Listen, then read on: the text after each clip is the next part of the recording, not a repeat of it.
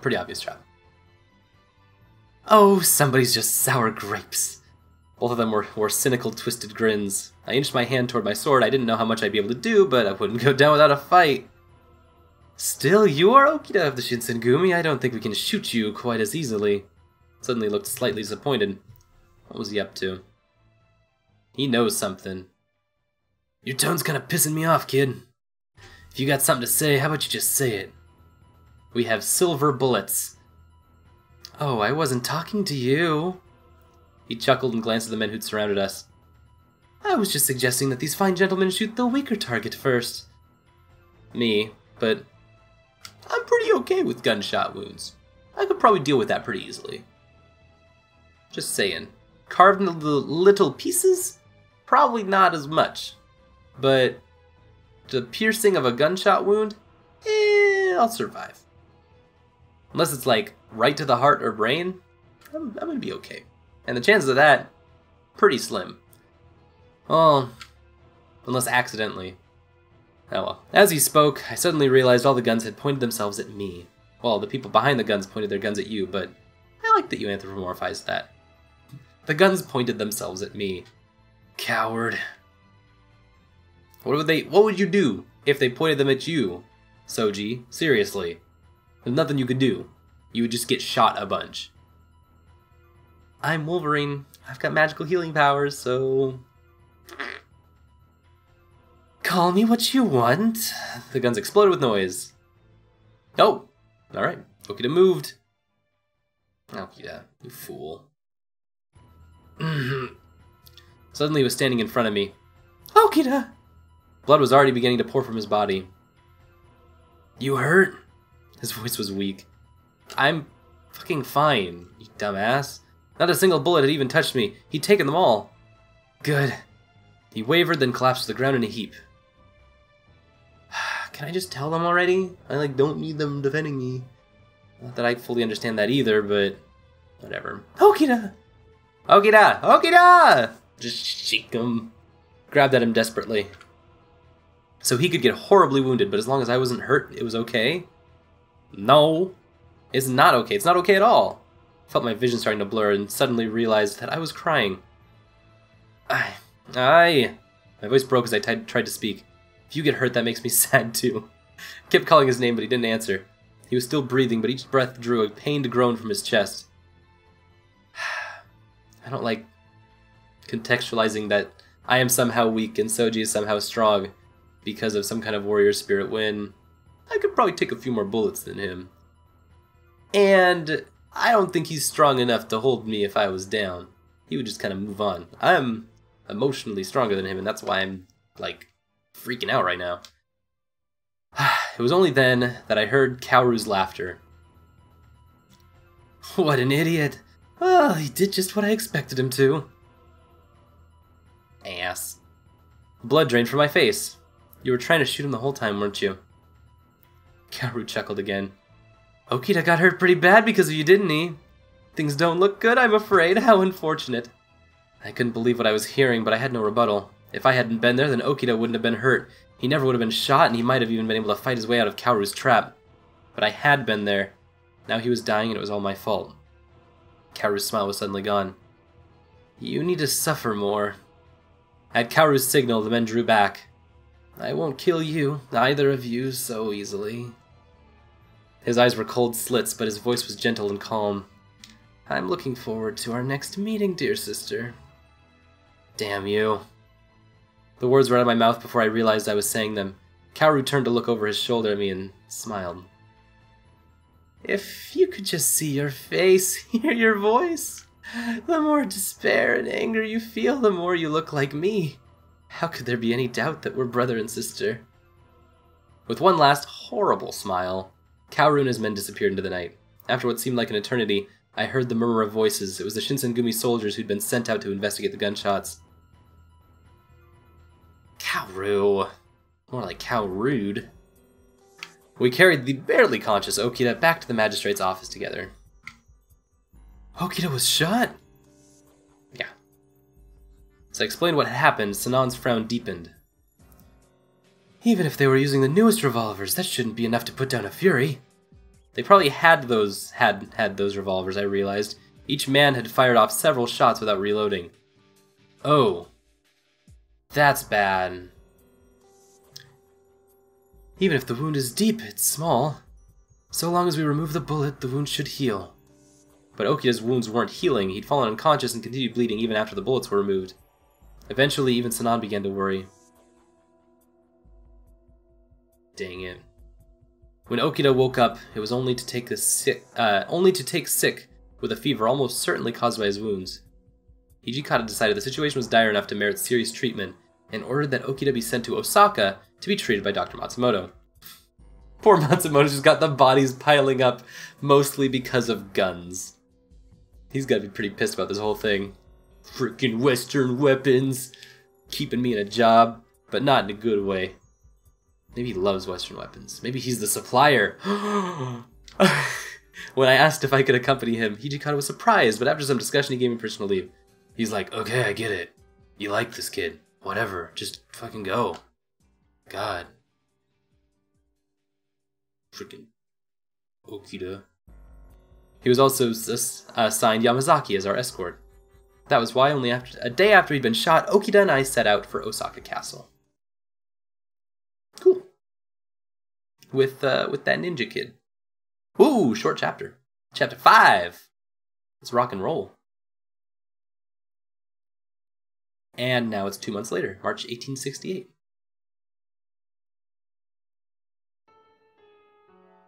We got a recap? Yeah, that's the recap music. After arriving at the castle safely, Okita immediately joined Kondo under Dr. Matsumoto's care. Unfortunately, the doctor was unable to determine why his wounds refused to heal. The new year had only just begun when news reached us of the Battle of Toba Fushimi. After a bloody conflict, the Satsuma had won and forced the Shinsengumi to retreat to Osaka. Dang it, they won again. But Ino didn't come with them. He'd fought to cover the retreat and been killed by enemy gunfire. Ino! No! In all my memories of Ino, he was always smiling. He'd been such a kind and gentle man. Couldn't bring myself to believe he was really dead. Someday I like to think I would see him again. Oh, Ino. After some discussion, it was decided that the Shinsengumi would leave Osaka and follow Lord Yoshinobu to Edo. At last, after years away, I was back in my hometown. But it was Okita's injuries, not nostalgia, that consumed my thoughts. I'm gonna really miss Ino. I don't like that he just died between the scenes. Dr. Matsumoto had set up a small house for Okita to stay in while he recuperated, and that became our temporary home. What's up, cutie? What's going on with all your dying again? Stop that. He's gonna spend most of this game dying, isn't he? I feel like that's kind of a theme. Okita spent most of his time in bed. His injuries still hurt him, and moving at all seemed to be painful. He'd been shot because of me. Any mere human being would have died then and there. It was nothing short of a miracle that he was still alive. But he was a Fury. His wounds should have healed long ago. What kind of Fury are you? Okita! His sleeping face twisted in pain. Okita?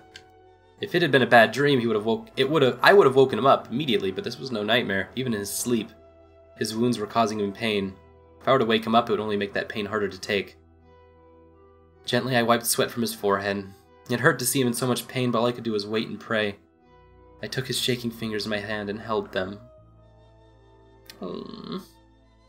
Some time later, his eyes slowly fluttered open. Oh! He blinked sleepily and his gaze drifted over to meet mine. How are you feeling? I tried to keep my voice cheerful, or at least not terrified. Better than yesterday, I think. His voice was very weak. Are you sure? You're not just saying that. I'm fine. His mouth twitched into a shaky wry smile. It was small, but my heart leapt at it. Is the sun down? Yeah. You want to get up? Yeah, if I just sit on my ass in bed all day, I'm never gonna get better. I helped steady him as he sat up, conscious of his wounds. He winced as one of them twinged, then turned to look at me. Hey, Chizuru? Yeah? Can I ask you something? Yeah? Okita had never struck me as the sort to ask for permission for, well, anything, so why is he asking me of all people? Sure.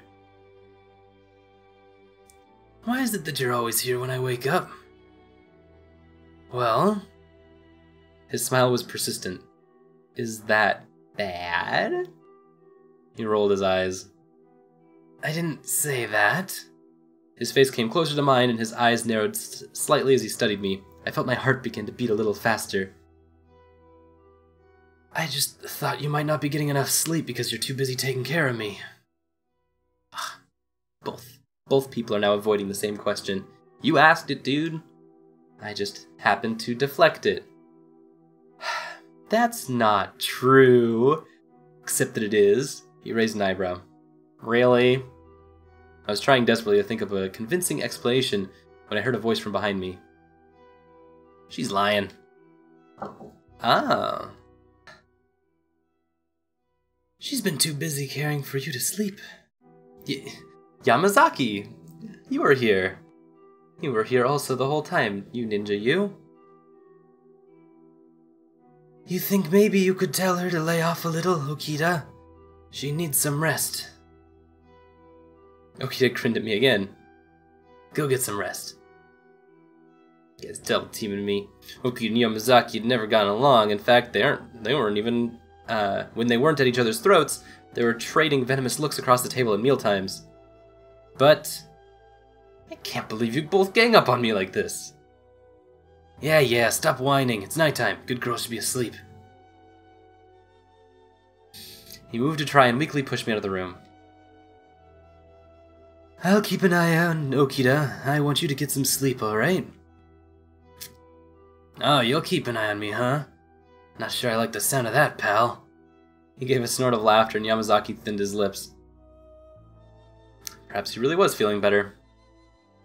I was happy they were concerned about me, but I was still worried about Okita and I didn't want to leave him. But that's their right, though. I should. What's wrong? Too scared to sleep alone? No. Maybe. I shook my head. There wasn't really much I could do, even if I did stay with him. If he was going to get better, it probably wasn't going to be because I'd run myself ragged wiping sweat from his forehead. Maybe it was time for me to get some rest. Alright, I'm going. I'll turn in. Then, just as I turned to leave, something happened. Okita's eyes rolled up into his head and he collapsed on the floor unconscious. Damn it, Okita! I had not even left the room yet. I turned around. He moaned unintelligibly and his breathing was labored. Yamazaki's jaw tightened. I'm going to go get Dr. Matsumoto. Before I'd even had a chance to respond, he disappeared. Doctor's going to be here soon. All I could do was tuck him back in under the covers and wait silently. Ah, jeez. Well, his wounds haven't reopened at least. Dr. Matsumoto sat back with a sigh. He got up, didn't he? The boy still doesn't have the energy for that. This is Okita's fault, not yours. You can't blame yourself, you understand? I could see the concern in his eyes when he looked at me, and I realized that my misery must have been more outwardly apparent than I thought. Okita still hasn't healed? Dr. Matsumoto nodded, frowning. To be perfectly honest, I have no idea why. A normal gunshot wouldn't have slowed down a Fury. Right. I'd seen Furies shot before, they'd healed almost instantly. But not so for Okita. That's not good. He was silent for a moment. This was supposed to be your edge. This was supposed to be like your one thing. Oh dear. It must mean that the bullets he was shot with had some sort of effect on him. Something that prevents a Fury from healing. They're silver bullets! I freaking knew it! At least that's the only theory that makes any sense. There's a short pause and then Yamazaki spoke. I heard the bullets they pulled out of him were made of silver. Ah, silver? Bullets made of silver would be awfully expensive. What reason would anyone have to make silver bullets? I knew it. I'm a vampire. He's a werewolf. Classic. That must be it, then. Then the silver bullets were what was preventing Okita from healing? Even if we knew what caused it, that doesn't help us get him back on his feet. True, true. We all fell silent. After several long seconds, Dr. Matsumoto cleared his throat. If Okita were still only human, then these injuries would have certainly killed him.